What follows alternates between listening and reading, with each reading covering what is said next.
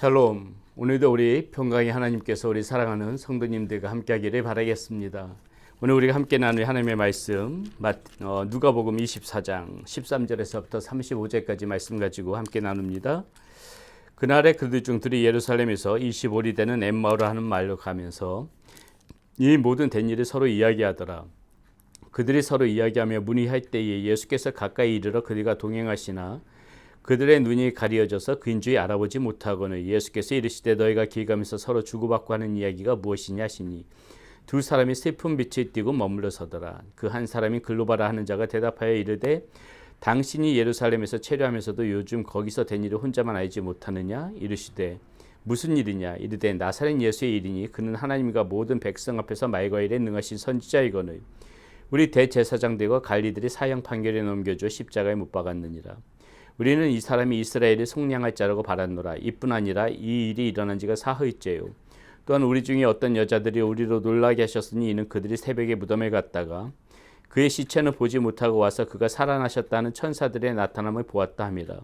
또 우리와 함께한 자 중에 두어 사람이 무덤에 가 과연 여자들이 말한 바와 같음을 보았으나 예수는 보지 못하였느니라 하거늘 이르시되 미련하고 선지자들이 말한 모든 것에 마음에 더디 믿는 자들이요 그리스도가 이런 고난을 받고 자기의 영광에 들어가야 할 것이 아니냐 하시고 이에 모세와 모든 선지자의 글로 시작하여 모든 성경에 쓴 바 자기에 관한 것을 자세히 설명하시니라. 그들이 가는 마을에 가까이 가며 예수는 더 가려 하는 것 같이 하시니 그들이 강권하여 이르되 우리와 함께 유하사이다. 때가 저물어가고 날이 이미 기울었나이다 하니 이에 그들과 함께 유하로 들어가시니라. 그들이 함께 음식 잡수실 때에 떡을 가지사 축사하시고 떼어 그들에게 주시니 그들의 눈이 밝아져 그인 줄 알아보더니 예수는 그들에게서 보이지 아니하는지라. 그들이 서로 말하되 길에서 우리에게 말씀하시고 우리에게 성경을 풀어주실 때에 우리 속에서 마음이 뜨겁지 아니하더냐 하고 곧 그때로 일어나 예루살렘에 돌아가 보니 11 제자 및 그들과 함께한 자들이 모여있어 말하기를 주께서 과연 살아나시고 시몬에게 보이셨다 하는지라. 두 사람도 길에서 된 일과 예수께서 떡을 떼심으로 자기들에게 알려지신 것을 말하더라. 아멘. 오늘 우리는 지금 이 엠마오로 가는 이 두 제자에 관한 말씀을 가지고 오늘 말씀을 보게 됩니다. 우리는 이 두 제자가 구체적으로 어떤 사람인지 잘 알 수가 없지요. 다만 그 중에 한 사람 이름이 글로바라 이렇게 이야기하는 것만 기록되어 있는 것만 우리가 볼 수가 있습니다. 18절에 나와 있죠. 그 한 사람인 글로바라 하는 자가.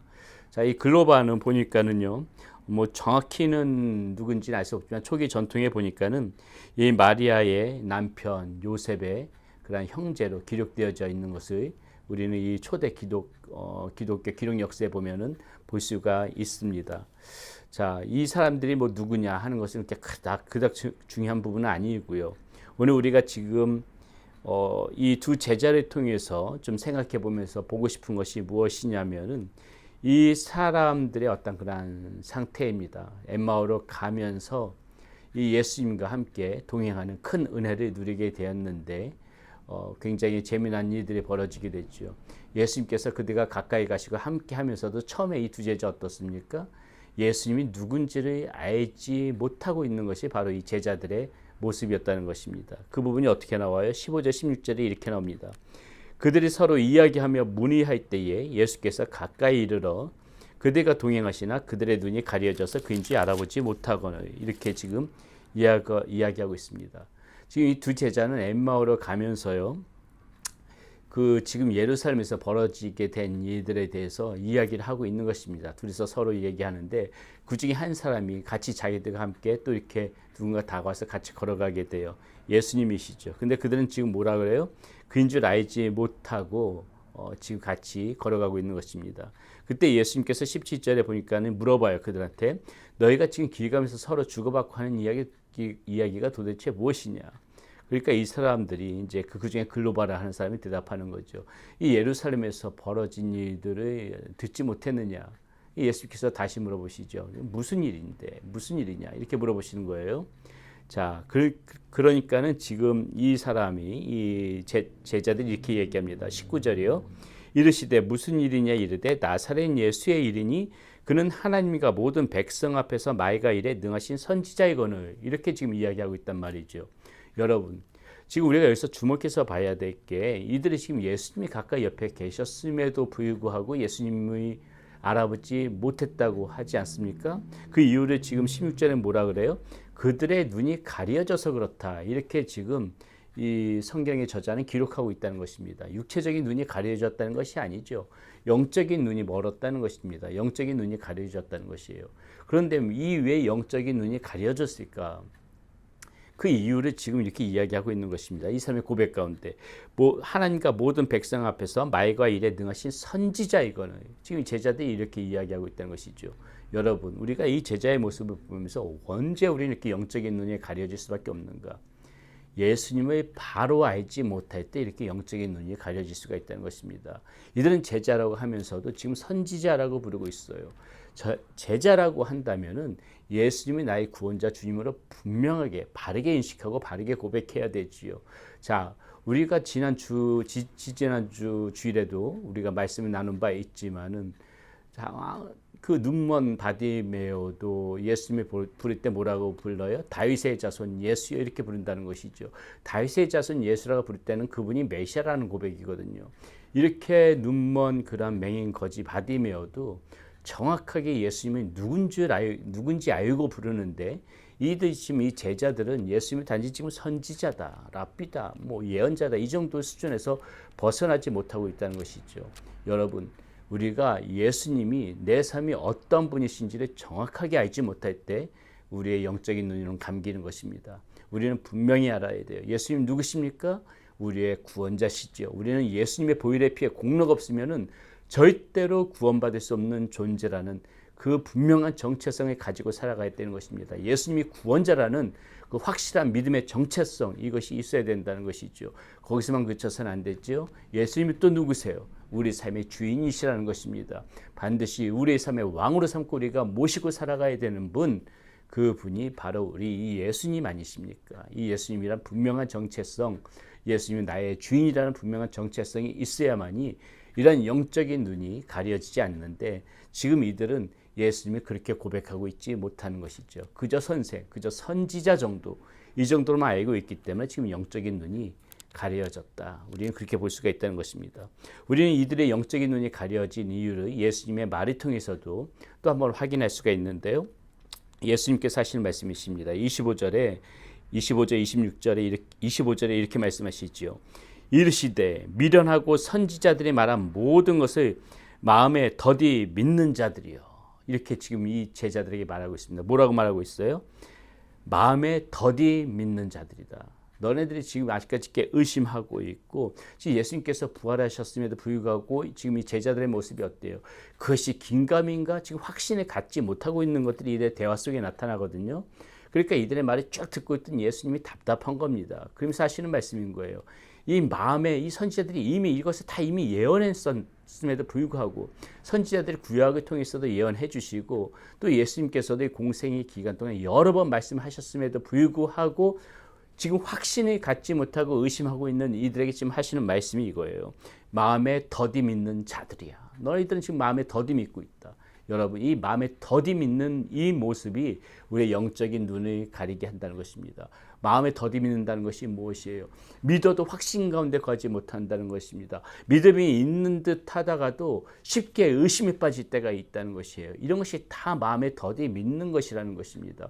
우리가 믿음이 있다면은 확실히 믿음 가운데 굳건히 서서 어떠한 의심도 없이 우리 주님께서 말씀하실 때 바로 순종하면서 이렇게 살아가는 모습들을 보여야 하는데, 우리가 예수님을 믿는다고 하면서도 과연 이것이 말씀이 이대로 되어질까 이렇게 의심하고, 또 내가 이렇게 예수님 말씀대로 살아간다고 할 때 혹시 나에게 손해보는 것들 때문에 힘든 삶들이 계속되어지는데, 이렇게 계속해서 이런 모습대로만 살아가면 어떻게 할까, 여러 가지 생활에서 오는 염려, 또 어떤 우리의 이 살아가는 환경 가운데서 오는 근심, 이런 것들 때문에 우리가 수시로 의심에 쌓이고 수시로 믿음 가운데 서 있지 못하고 무너져 내리고, 이런 모습들이 다 마음에 더디 믿는 것이거든요.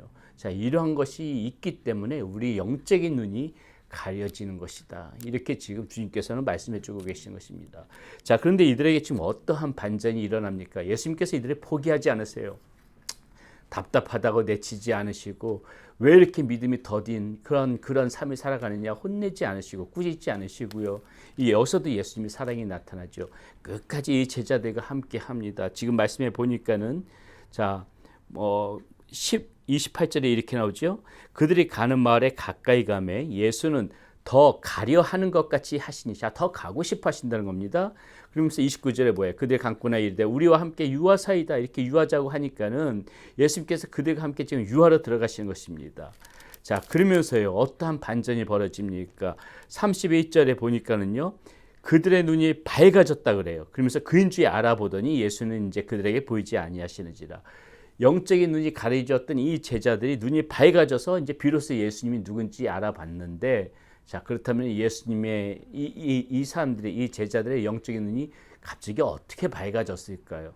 우리는 그 이유를, 또 이 영적인 눈이 밝아진 이유를 우리가 또 이 말씀 가운데서 찾아봐야 되는데, 30절 말씀이 이렇게 나와 있습니다. 그들과 함께 음식 잡수실 때에 떡을 가지사 축사하시고 떼어 그들에게 주시니, 예수님께서 그들과 함께 유하러 가셔가지고요, 떡과 잔을, 떡을 떼시면서 축사하시고, 자, 무엇이 연상되어지세요? 우리 예수님께서 제자들과 함께 마지막으로 나눴던 최후의 만찬, 그 장면이 재현되어지는 거 아니겠습니까? 떡을 떼어서 그 축사하시고, 지금 이 제자들에게 주실 때에 그들의 눈이 밝아졌다, 그들의 눈이 떠졌다, 지금 이렇게 이야기하고 있어요. 여러분, 이것이 무엇을 의미합니까?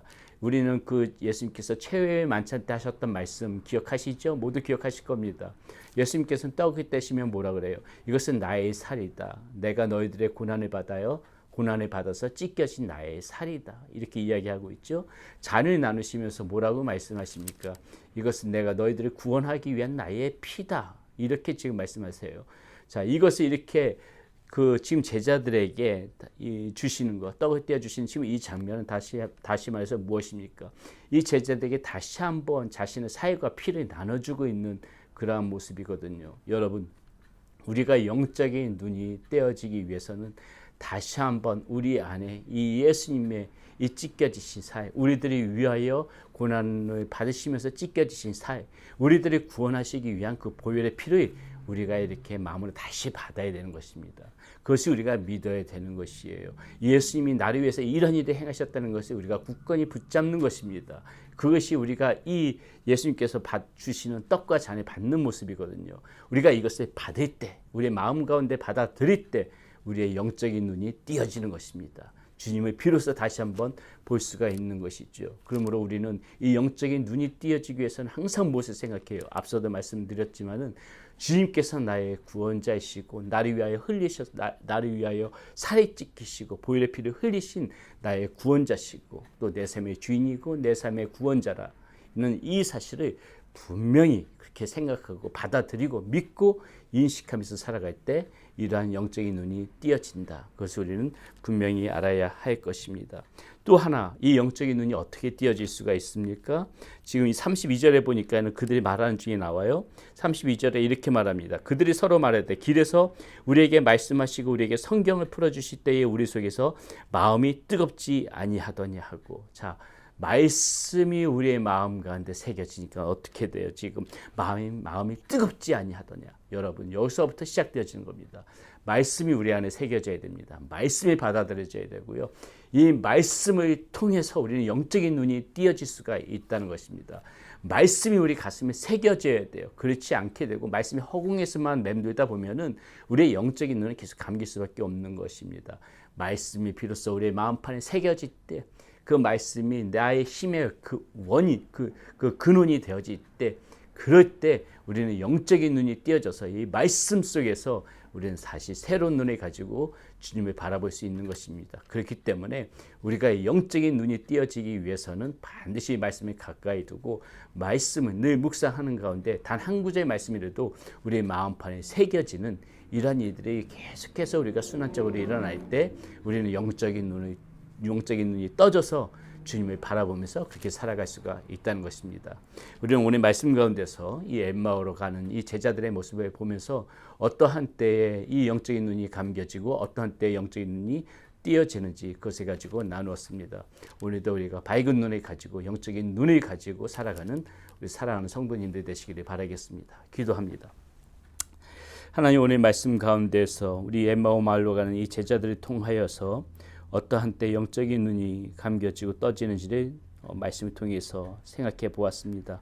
우리 사랑하는 성도님들, 이 어둡고 혼탁한 시대에 이 영적인 눈이 어두워져서 넘어지고 주저앉고 주님 곁에 멀리 서 있는 것이 아니라, 주님 알아보지 못하는 것이 아니라 밝은 눈으로, 영적인 눈으로 주님과 가까이 동행하며 살아가는 우리 성도님들 될 수 있도록 인도하여 주시옵소서.